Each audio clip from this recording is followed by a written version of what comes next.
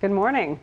So more than 1 million people have already voted in Michigan. More than 2 million people have requested absentee ballots. I know you cast your own ballot in Detroit, which began voting yesterday. What's the turnout like?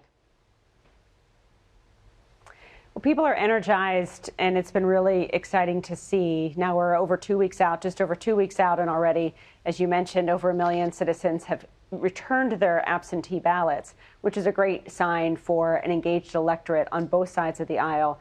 And then yesterday, Detroit launched early in-person voting where citizens could come and actually put their ballots into the machine. That's what I did, and I joined close to 2,000 others who did that.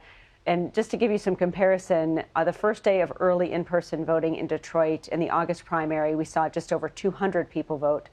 This time we saw 2,000 or close to 2,000, 10 times almost as many. So that shows Detroit citizens are overwhelmingly enthusiastic and engaged. And I'm really grateful for all our partners who've been educating citizens about their rights to vote in these final weeks. So I want to ask you the same question I asked your colleague from Georgia. If the presidential candidate from the other party wins, will you enforce election certification for that winner if it's potentially Donald Trump?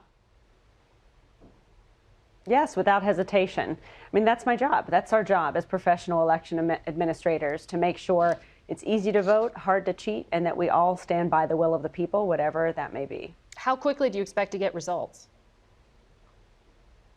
Well, you know, in 2020, we had the results of our highest turnout election in Michigan history within 24 hours of the polls closing. The unofficial results were completed by 8 p.m. on Wednesday. So we're tracking that again this year. We do have more options to process ballots sooner than Election Day, which is where we were restricted in 2020.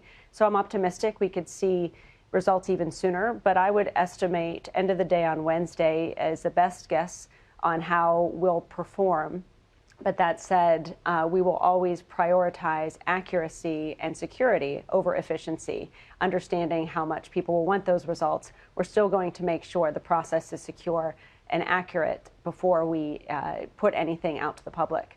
But that said, we understand people's energy and excitement, and we'll be working hard to ensure those results are ready as soon as possible.